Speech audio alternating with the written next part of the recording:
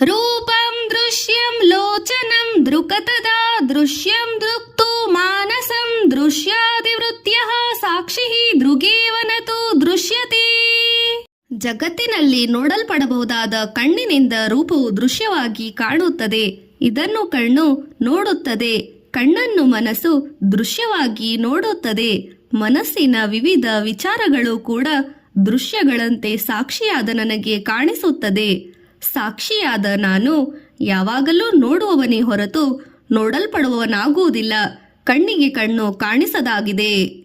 ನೀಲಪೀತ ಸ್ಥೂಲ ಸೂಕ್ಷ್ಮ ವೃದ್ವಾ ದೀರ್ಘಾತಿ ಭೇದತಃ ನಾನಾ ವಿಧಾನಿ ರೂಪಾಣಿ ಪಶ್ಯದೆ ಲೋಚನಮೇಕದಾ.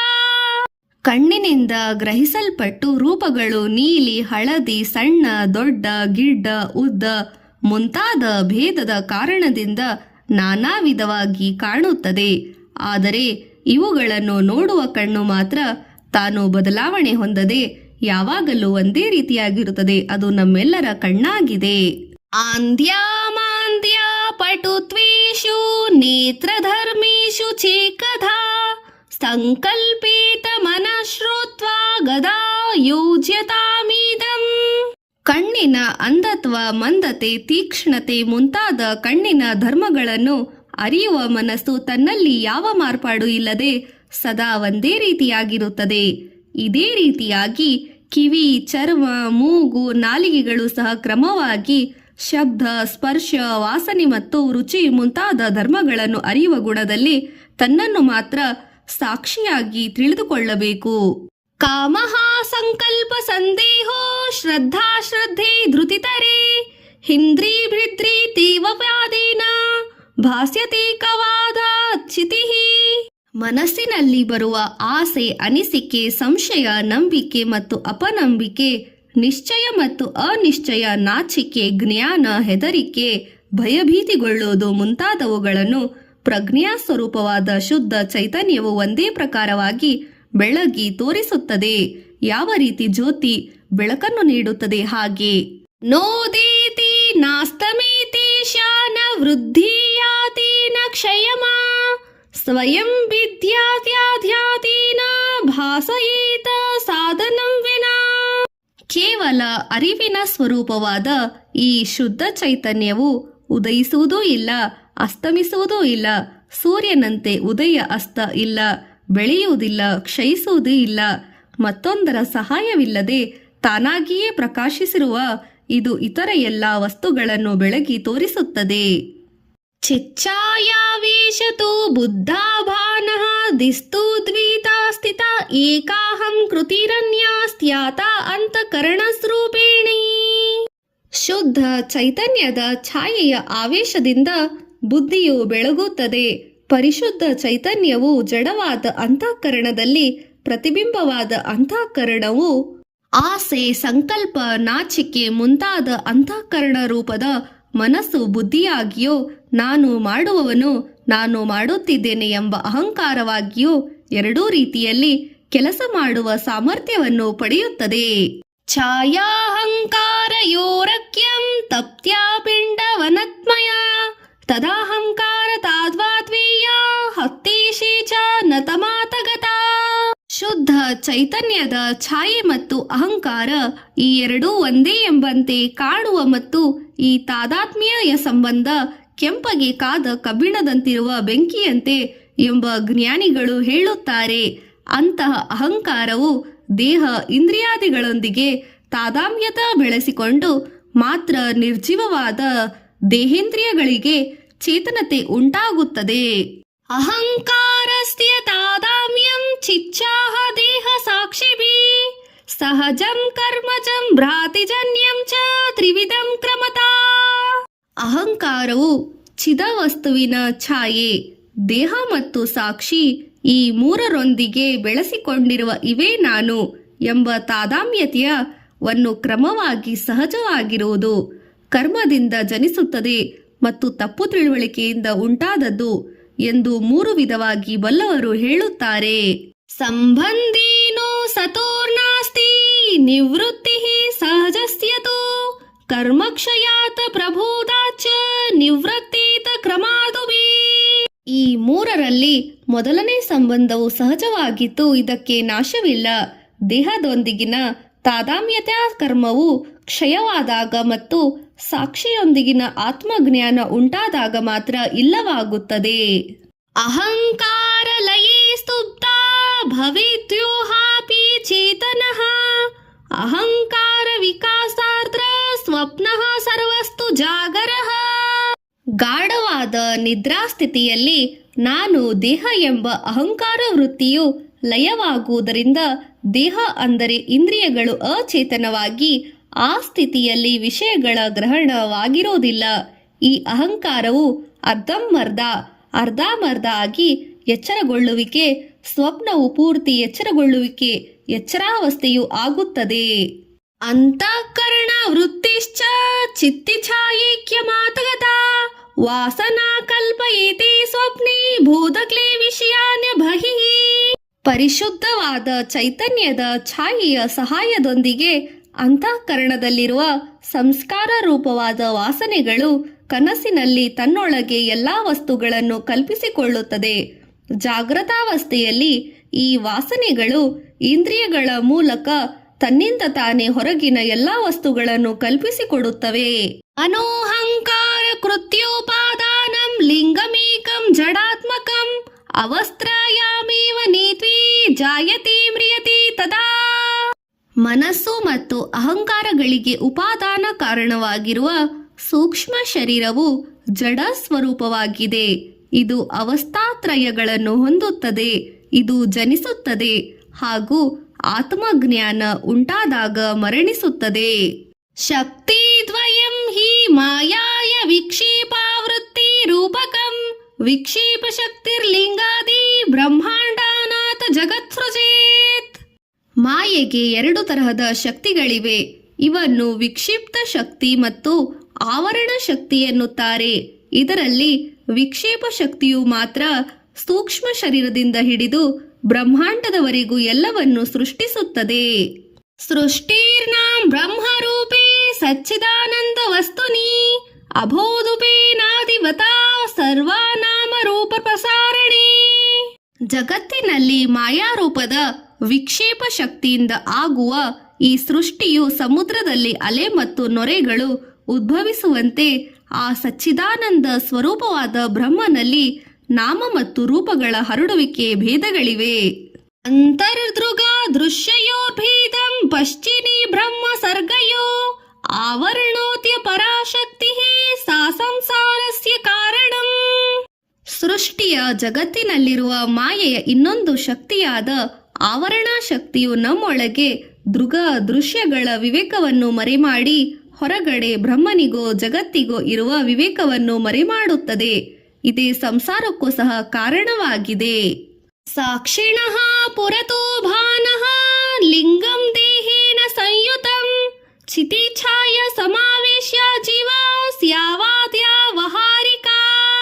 ಎಲ್ಲಾ ರೀತಿಯಲ್ಲಿ ಸಾಕ್ಷಿಯಾದ ಚೈತನ್ಯಕ್ಕೆ ಹತ್ತಿರವಾಗಿರುವುದು ಸೂಕ್ಷ್ಮ ಶರೀರ ಸ್ಥೂಲ ದೇಹದೊಡನೆ ತಾದಾಮ್ಯ ತಾಳುತ್ತದೆ. ವ್ಯಾವಹಾರಿಕವಾದ ಜೀವವೆಂಬುದು ಚೈತನ್ಯದ ಛಾಯೆಯೊಳಗೊಂಡಿದೆ. ಇದಕ್ಕೆ ದೇಹ ಮತ್ತು ಅದರ ಸೂರ್ಯನ ಬೆಳಕಿಗೆ ಛಾಯೆ ರೂಪದಲ್ಲಿ ಕಾಣುತ್ತದೆ. ಅಸ್ಯ ಜೀವಾತ್ಮಮಾರೋ ಪಾತ್ಯಾಕ್ಷಿಣ್ಯ ಪವಮಾಸತೆ ಆವೃತ್ತೋತು ವಿಷ್ಟ್ಯಾನ್ಯಾಂ ಭೇದೇ ಭಾಸ್ಯಪ್ಯಾಶ್ಯಾತಿ. ಜಗತ್ತಿನಲ್ಲಿ ಕಾಣುವ ಸಂಸಾರವು ಈ ವ್ಯಾವಹಾರಿಕ ಜೀವದ ಜೀವತ್ವವು ತಪ್ಪು ತಿಳುವಳಿಕೆಯಿಂದಾಗಿ ಸಾಕ್ಷಿಯಲ್ಲಿ ಕೂಡ ಆರೋಪಿಸಲಾಗುತ್ತದೆ. ಮಾಯೆಯ ಆವರಣ ಶಕ್ತಿಯು ಜ್ಞಾನದಿಂದ ನಾಶವಾದಾಗ ಸಾಕ್ಷಿಗೂ ವ್ಯಾವಹಾರಿಕ ಜೀವಕ್ಕೂ ಇರುವ ಭೇದವು ಸ್ಪಷ್ಟವಾಗಿ ಗೋಚರವಾಗಿ ಸಾಕ್ಷಿಯಲ್ಲಿ ಉಂಟಾಗಿದ್ದ ಜೀವಭಾವವು ಹೋಗಿಬಿಡುತ್ತದೆ. ತಥಾ ಸರ್ಗ ಬ್ರಹ್ಮಣೋಶ್ಚ ಭೇದಮಾವೃತ್ಯ ತಿಷ್ಠತಿ ಯಾ ಶಕ್ತಿ ಸ್ವತಯಾತ ಬ್ರಹ್ಮ ವಿಕೃತ್ವೇತ ಭಾಸತೆ. ಅದೇ ರೀತಿಯಲ್ಲಿ ಮಾಯೆಯ ಈ ಆವರಣ ಶಕ್ತಿಯು ಬ್ರಹ್ಮ ಹಾಗೂ ಪ್ರಪಂಚಕ್ಕೂ ಇರುವ ಭೇದವನ್ನು ಮರೆಮಾಡಿದೆ. ಅದರಿಂದಾಗಿ ವಿಕಾರರಹಿತವಾದ ಬ್ರಹ್ಮವು ಸೃಷ್ಟಿ ಲಯ ಮುಂತಾದ ವಿಕಾರವಿರುವಂತೆ ತೋರಿಬರುತ್ತದೆ. ಅಸ್ಯಾಪ್ಯ ವೃತ್ತಿನಾಶೀನ ವಿಭಾತಿ ಬ್ರಹ್ಮ ಸರ್ಗಯೋ ಭೇದಸ್ತ್ಯೋರ್ ವಿಕಾರಸ್ಯಾತ ಸರ್ಗೇನ ಬ್ರಹ್ಮಣಿ ಕ್ವಚಿತ. ಈ ಜಗತ್ತಿನ ಎಲ್ಲೆಡೆಯೂ ಕೂಡ ಆವರಣಾ ಶಕ್ತಿಯು ನಾಶವಾದ ಕೂಡಲೇ ಪರಬ್ರಹ್ಮಕ್ಕೂ ಜಗತ್ತಿಗೂ ಇರುವ ಭೇದವು ಸ್ಪಷ್ಟವಾಗಿ ಗೋಚರಿಸಿ ವಿಕಾರಗಳೆಲ್ಲವೂ ಜಗತ್ತಿಗೆ ಸೇರಿದ್ದು ಹೊರತು ಪರಬ್ರಹ್ಮನಲ್ಲಿ ಎಂದಿಗೂ ಇಲ್ಲ ಎಂಬುದೇ ತಿಳಿದು ಬರುತ್ತದೆ. ಅಸ್ತಿ ಭಾತಿ ಪ್ರಿಯಂ ರೂಪಂ ನಾಮಚೇತಯಂ ಪಂಚಕಂ ಆದ್ಯಾತ್ರಯಂ ಬ್ರಹ್ಮರೂಪಂ ಜಗದ್ರೂಪಂ ತಥೋತ್ವಯಂ. ಜಗತ್ತಿನ ಪ್ರಪಂಚದಲ್ಲಿರುವ ಪ್ರತಿಯೊಂದು ಪದಾರ್ಥದಲ್ಲಿಯೂ ಅದು ಇದೆ. ಸತ್ ಅರಿವಿಗೆ ಬರುತ್ತದೆ. ಭಾತಿ ಪ್ರಿಯವಾಗಿದೆ, ಅದಕ್ಕೊಂದು ಹೆಸರಿದೆ, ಅದಕ್ಕೊಂದು ಆಕೃತಿ ಇದೆ ಎಂಬ ಈ 5 ಅಂಶಗಳು ಇದ್ದೇ ಇರುತ್ತದೆ. ಸತ್, ಭಾತಿ, ಪ್ರಿಯ, ಹೆಸರು, ನಾಮ, ಆಕೃತಿ. ಇದರಲ್ಲಿ ಮೊದಲ 3 ಬ್ರಹ್ಮ ಸ್ವರೂಪಗಳಿವೆ, ಕೊನೆಯ 2 ಜಗತ್ತಿಗೆ ಸೇರಿದಾಗಿದೆ. ಖಂವಾಯಾಗ್ನಿ ಜಲೇರ್ವಿಷು ದೇವಾತಿರ್ಯೋ ನರಾದಿಷು ಅಭಿನ್ನ ಸಚ್ಚಿದಾನಂದ ಭಿದ್ಯೇತ ರೂಪನಾಮಾನಿ. ಪ್ರಪಂಚದಲ್ಲಿ ಕಾಣುವ ಪಂಚತತ್ವಗಳಲ್ಲಿ ಆಕಾಶ, ಗಾಳಿ, ಬೆಂಕಿ, ನೀರು ಮತ್ತು ಭೂಮಿ ಇವುಗಳಲ್ಲಿಯೂ ಹಾಗೂ ಸಚೇತನವಾದ ದೇವತೆಗಳು, ಮನುಷ್ಯರು ಹಾಗೂ ಪ್ರಾಣಿಗಳು ಇವುಗಳಲ್ಲಿಯೂ ಬ್ರಹ್ಮಸ್ವರೂಪವಾದ ಸತಚಿತ ಆನಂದಗಳು ಯಾವ ಮಾರ್ಪಾಡಿಗೂ ಒಳಗಾಗದೆ ಒಂದೇ ರೀತಿಯಾಗಿರುತ್ತದೆ. ಆದರೆ ಇವುಗಳ ಹೆಸರು ಮತ್ತು ರೂಪಗಳು ಮಾತ್ರ ಬೇರೆ ಬೇರೆಯಾಗಿರುತ್ತವೆ. ಉಪೇಕ್ಷ್ಯಂ ನಾಮರೂಪೇ ದ್ವೇ ಸಚ್ಚಿದಾನಂದ ತತ್ಪರಃ ಸಮಾಧಿಂ ಸರ್ವದಾ ಕುರ್ಯಾದ ಹೃದಯೇ ವಾಥವಾ ಬಹಿ. ನಾಮ ಹಾಗೂ ರೂಪಗಳ ಕಡೆಗೆ ಗಮನ ಕೊಡದೆ ಸಚ್ಚಿದಾನಂದವನ್ನು ಎಲ್ಲೆಲ್ಲಿಯೂ ಹಾಗೂ ತನ್ನಲ್ಲಿಯೂ ಕಾಣುವ ಮಾಡುವ ಸಮಾಧಿ ಎಂಬುದಾಗಿ ಕರೆಯುವ ಈ ಧ್ಯಾನ ಕ್ರಿಯೆಯನ್ನು ನನ್ನ ಹೃದಯದಲ್ಲಿ ಆಗಲಿ ಅಥವಾ ಹೊರಗಡೆಯಾಗಲಿ ಯಾವಾಗಲೂ ಮಾಡುತ್ತಿರಬೇಕು. ಸವಿಕಲ್ಪೋ ನಿರ್ವಿಕಲ್ಪೋ ಸಮಾಧಿರ್ವಿಧೋ ಹೃದಿ ದೃಶ್ಯ ಶಬ್ದಾನುವಿಧೇನ ಸವಿಕಲ್ಪಃ ಪುನರ್ದ್ವಿಧಾ. ಜಗತ್ತಿನಲ್ಲಿ ಕಾಣುವ ಸವಿಕಲ್ಪ ಮತ್ತು ನಿರ್ವಿಕಲ್ಪ ಎಂದು ನನ್ನ ಹೃದಯದಲ್ಲಿ ಅಭ್ಯಾಸ ಮಾಡುವ ಧ್ಯಾನವು 2 ವಿಧವಾಗಿದೆ. ಸವಿಕಲ್ಪ ಧ್ಯಾನವು ಪುನಃ 2 ವಿಧ. ಶಬ್ದದೊಂದುಗೊಂಡಿರುವ ಸವಿಕಲ್ಪ ಸಮಾಧಿ, ರೂಪದಿಂದ ಒಳಗೊಂಡಿರುವ ಸವಿಕಲ್ಪ ಸಮಾಧಿ, ಹೀಗೆ 2 ಪ್ರಕಾರಗಳಾಗಿವೆ. ಶಬ್ದ ಮತ್ತು ರೂಪ ಈ 2ರಲ್ಲಿಯೂ ಸಮಾಧಿಯನ್ನು ಕಾಣಬಹುದಾಗಿದೆ.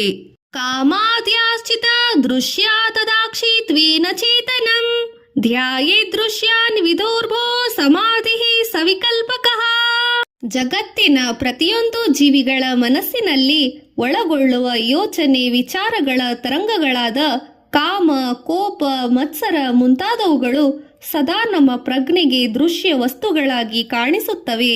ಈ ಭಾವನೆಗಳೊಡನೆ ನಾನು ಅಥವಾ ನನ್ನದು ಎಂಬುದಾಗಿ ತಾದಾಮ್ಯ ತಾಳದೆ ಅವುಗಳನ್ನು ಸುಮ್ಮನೆ ಸಾಕ್ಷಿಯಾಗಿ ವೀಕ್ಷಿಸಬೇಕು. ಈ ರೀತಿಯಾಗಿ ಉದ್ವೇಗಗೊಳ್ಳದೆ ಸಮಾಧಾನ ಚಿತ್ತನಾಗಿರಲು ಯತ್ನಿಸುವ ಈ ಧ್ಯಾನಾಭ್ಯಾಸವು ದೃಶ್ಯದಿಂದ ಕೂಡಿದ ಸವಿಕಲ್ಪ ಸಮಾಧಿ ಎನಿಸುತ್ತದೆ. ಅಸಂಗಃ ಸಚ್ಚಿದಾನಂದಃ ಸ್ವಪ್ರಭು ದ್ವೈತವರ್ಜಿತಃ ಅಸ್ಮಿತೆ ಶಬ್ದವಿದೋಸ್ಯಂ ಸಮಾಧಿ ಸವಿಕಲ್ಪಕಃ. ಪ್ರಪಂಚದಲ್ಲಿ ಸದಾಕಾಲವು ನಾನು ದೇಹ, ಮನ, ಬುದ್ಧಿಗಳೊಡನೆ ಸಂಬಂಧವಿಲ್ಲದವನು, ಸಚ್ಚಿದಾನಂದ ಸ್ವರೂಪನು, ಸ್ವಯಂ ಬೆಳಗುವ ಸ್ವರೂಪನಾದ ಸೂರ್ಯನಂತೆ ಅದ್ವಿತೀಯನೋ ಆದ ಆತ್ಮನಾಗಿರುವೆ ಎಂದು ಹೃದಯದಲ್ಲಿ ಭಾವಿಸುತ್ತಿರಬೇಕು. ಈ ರೀತಿಯ ಧ್ಯಾನವು ಶಬ್ದದಿಂದ ಅಂದರೆ ಮನಸ್ಸಿನ ಆಲೋಚನೆಗಳಿಂದ ಕೂಡಿರುವ ಸವಿಕಲ್ಪ ಸಮಾಧಿಯಾಗುತ್ತದೆ. ಸ್ವಾನುಭೂತಿರ ಸಾವೇಶಾದ ದೃಶ್ಯ ಶಬ್ದಾಭುವೀಕ್ಷತಾಂ ನಿರ್ವಿಕಲ್ಪ ಸಮಾಧಿ ಸ್ಯಾತ್ ನಿವಾಸ ಸ್ಥಿತ ದೀಪವತ. ನಮ್ಮೆಲ್ಲರ ನಿಜ ಸ್ವರೂಪದಲ್ಲೇ ಮಗ್ನನಾಗಿ ಆತ್ಮಾನಂದವನ್ನು ಅನುಭವಿಸುತ್ತಿರುವ ಹೊರಗಿನ ಹಾಗೂ ತನ್ನೊಳಗಿನ ದೃಶ್ಯ ಶಬ್ದಗಳೊಡನೆ ಉಪೇಕ್ಷಿಸಿ ಗಾಳಿ ಬೀಸದ ಜಾಗದಲ್ಲಿ ಅಲುಗಾಡದೆ ನಿಂತ ದೀಪದ ಜ್ವಾಲೆಯಂತೆ ಮನಸ್ಸು ನಿಶ್ಚಲವಾಗಿ ನಿಲ್ಲುವ ಇಂಥ ಸ್ಥಿತಿಯನ್ನು ನಿರ್ವಿಕಲ್ಪ ಸಮಾಧಿ ಎನ್ನುತ್ತಾರೆ. ವೃದ್ಧಿವಭ್ಯಾಯ ದೇಶೇ ಸಪಿ ಯಸ್ಮಿನ್ ಕಶ್ಚೀವ ಅಸ್ಥಿತ ಸಮಾಧಿರಾಧ್ಯ ಸನ್ಮಾನಾಮ ರೂಪಪ್ರದಕಂ ಕೃತಿ. ನಮ್ಮೆಲ್ಲರ ಒಳಗಿರುವ ಅಂತಃಕರಣದಲ್ಲಿ ಧ್ಯಾನ ಕ್ರಿಯೆ ಮಾಡುವಂತೆ ಬ್ಯಾಹ್ಯದಲ್ಲಿಯೋ ಮಾಡಬಹುದು. ಯಾವುದೇ ವಸ್ತುವನ್ನು ನೋಡಿದರೂ ಕೇಳಿದರೂ ಅವುಗಳ ಹೆಸರು ಹಾಗೂ ಆಕಾರವನ್ನು ಬೇರ್ಪಡಿಸಿ ಅವುಗಳ ಸತ್ಯ ಸ್ವರೂಪವಾದ ವಸ್ತು ಇದೆ ಅರಿವಿಗೆ ಬರುತ್ತದೆ. ಇಷ್ಟವಾಗಿದೆ ಎಂಬುದನ್ನು ಮಾತ್ರ ಗ್ರಹಿಸಲು ಯತ್ನಿಸುವಿಕೆ ದೃಶ್ಯಾನ್ವಿದ್ಯಾ ಸಮಾಧಿ ಎನಿಸುತ್ತದೆ. ಅಖಂಡೈಕರ ಸಂವಸ್ತು ಸಚ್ಚಿದಾನಂದ ಲಕ್ಷಣಂ ಇತ್ಯವಿಚ್ಛನ್ನ ಚಿಂತೆಯೇನ ಸಮಾಧಿರ್ಮಧ್ಯ ಭವೇತ್. ಪರಮಾತ್ಮ ಪರಬ್ರಹ್ಮ ವಸ್ತು ದೇಶ ಕಾಲ ಪರಿಮಿತಿಗೊಳಗಾಗದೆ ಅಖಂಡವಾಗಿರುತ್ತದೆ, ಸಚ್ಚಿದಾನಂದ ಸ್ವರೂಪವಾಗಿದೆ ಹಾಗೂ ಅದೇ ನಾನಾಗಿದ್ದೇನೆ ಎಂದು ಎಡಬಿಡದೆ ಸತತವಾಗಿ ಭಾವಿಸುವಿಕೆ ಶಬ್ದಾನ್ವಿತ ಸಕಲವಿಕಲ್ಪ ಸವಿಕಲ್ಪ ಸಮಾಧಿಯಾಗುತ್ತದೆ. ಸ್ತಬ್ಧಿ ಭಾವೋ ರಸಾಸ್ವಾದಾತ್ ತೃತೀಯ ಪೂರ್ವ ವನತ್ಮ ಯತೆ ಸಮಾಧಿಭಿಷ್ಟರ್ನಯೇತ ಕಾಲಂ ನಿರಂತರಂ. ಸವಿಕಲ್ಪ ಸಮಾಧಿಯನ್ನು ಅಭ್ಯಾಸ ಮಾಡುತ್ತಾ ಬರಲು ಮನಸ್ಸು ತನ್ನ ನಿಜ ಸ್ವರೂಪವಾದ ಆನಂದದ ಆಸ್ವಾದನೆಯಿಂದ ನಿದ್ರೆಯಲ್ಲಿರುವಂತೆ ಸ್ತಬ್ಧಗೊಳ್ಳುತ್ತದೆ. ಇದನ್ನು ನಿರ್ವಿಕಲ್ಪ ಸಮಾಧಿ ಎನ್ನುತ್ತಾರೆ. ಸಾಧಕನಾದವನು ಈ ರೀತಿಯಾಗಿ 24ನೇ ಶ್ಲೋಕದಿಂದ 26ನೇ ಶ್ಲೋಕದವರೆಗೆ ಹೇಳಿದ ಧ್ಯಾನವನ್ನು ನಿರಂತರವಾಗಿ ಅಭ್ಯಾಸ ಮಾಡುತ್ತಿರಬೇಕು. ದೇಹಾಭಿಮಾನಿ ಗಲಿತೆ ವಿಜ್ಞಾತಿ ಪರಮಾತ್ಮನಿ ಯತ್ರ ಯತ್ರ ಮನೋಯಾತಿ ತತ್ರ ತತ್ರ ಸಮಾಧಯಃ. ಯೋಗಿಯು ಈ ರೀತಿಯಾಗಿ ಧ್ಯಾನವನ್ನು ಅಭ್ಯಾಸ ಮಾಡುತ್ತಾ ಬರಲು ಈ ದೇಹವೇ ನಾನು ಎಂಬ ತಪ್ಪು ತಿಳುವಳಿಕೆಯು ಹೊರಟು ಹೋಗಿ ಎಲ್ಲರ ಹೃದಯವನ್ನು ಬೆಳಗುತ್ತಿರುವ ಶುದ್ಧ ಚೈತನ್ಯವಾದ ಪರಮಾತ್ಮನೇ ನಾನು ಎಂಬ ಅನುಭವ ಉಂಟಾಗುತ್ತದೆ. ಆ ನಂತರ ಅವನ ಮನಸ್ಸು ಎಲ್ಲೇ ಹೋಗಲಿ, ಅಂದರೆ ಏನನ್ನೇ ನೋಡಲಿ ಕೇಳಲಿ ಯೋಚಿಸಲಿ, ಅವನು ಎಲ್ಲ ವೇಳೆಯಲ್ಲೂ ಸಮಾಧಿಯನ್ನೇ ಪಡೆಯುತ್ತಾನೆ. ಅಂದರೆ ಆತ್ಮಾನುಭವದಲ್ಲಿ ಇರುತ್ತಾನೆ, ಸ್ಥಿತಪ್ರಜ್ಞನಾಗುತ್ತಾನೆ. ಭಿದ್ಯತೆ ಹೃದಯ ಗ್ರಂಥಿ ಛಿದ್ಯತೆ ಸರ್ವ ಸಂಶಯಃ ಕ್ಷೀಯಂತೆ ಚಾಸ್ಯ ಕರ್ಮಾಣಿ ತಸ್ಮಿನ್ ದೃಷ್ಟಿ ಪರಾವರೇ. ಈ ರೀತಿಯಾಗಿ ಆ ಪರಮಾತ್ಮನು ಸಮಸ್ತ ವಸ್ತುಗಳಲ್ಲಿ ವಾಸಿಸುವ ವಾಸುದೇವನಾಗಿ ಪರಬ್ರಹ್ಮ ತತ್ವವೇ ನಾನು ಎಂಬ ಐಕ್ಯ ಸಾಕ್ಷಾತ್ಕಾರವಾದ ಮೇಲೆ ಅವಿದ್ಯ ಅಜ್ಞಾನ ಕಾಮ ಕರ್ಮವೆಂಬ ಹೃದಯದ ಗಂಟು ತುಂಡಾಗುತ್ತದೆ. ಎಲ್ಲ ವಿಧವಾದ ಸಂಶಯಗಳು ಹೊರಟು ಹೋಗುತ್ತದೆ ಮತ್ತು ಅವನ ಸಂಚಿತ್ತ ಕರ್ಮ ಆಗಮಿ ಕರ್ಮ ಮತ್ತು ಪ್ರಾರಬ್ಧ ಕರ್ಮ ಎಂಬ ಕರ್ಮಗಳು ಸಹ ಕ್ಷಯಿಸಿ ಇಲ್ಲವಾಗುತ್ತದೆ.